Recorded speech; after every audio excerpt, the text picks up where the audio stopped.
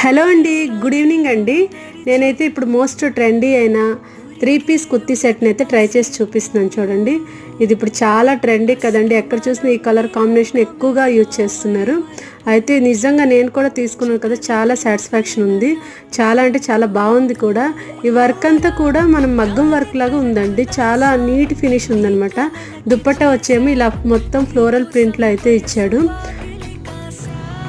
Bottom కూడా చాలా అంటే హైట్ ఉందండి.